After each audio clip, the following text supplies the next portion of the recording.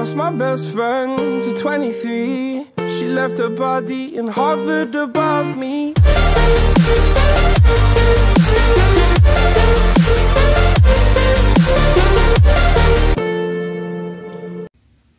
Assalamualaikum, balik lagi kita di channel Motovlog. Kali ini kita akan memasang air scoop guys di kaliper itu guys. Jadi kebetulan ini air scoopnya, jadi ini yang kita pasang di sana guys. Kebetulan kita sudah mengolah ini air scoopnya memakai plat ini tidak bisa guys. Jadi kita buat plat baru, mungkin agak kita bengkokin sedikit lah guys. Jadi kita pakai air scoop ini di CBR ini. Nanti kita pakai plat baru guys. Jadi platnya pakai plat ini, nanti kita bentuk nih guys. Kita potong, kita bentuk sesuai ukuran, nanti kita pasang ke kaliper itu guys. Oke. Jangan lupa ditonton pengerjaannya guys.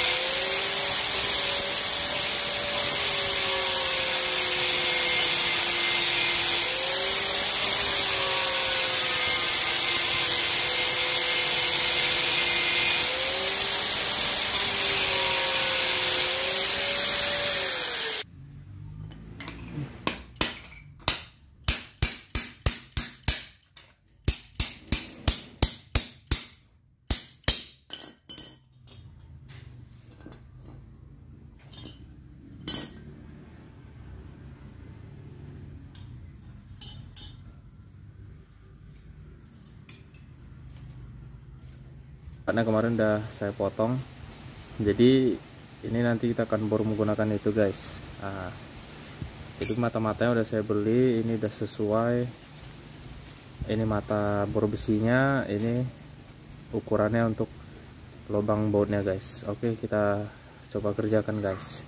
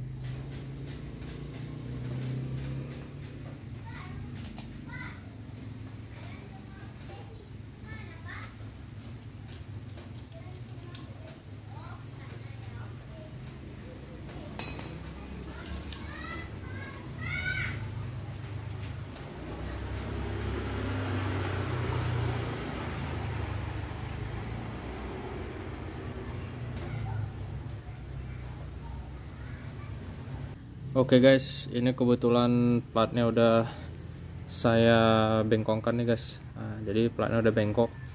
Jadi nanti kita pasang, ini udah sesuai ukuran, kita pasang ke sana tuh guys.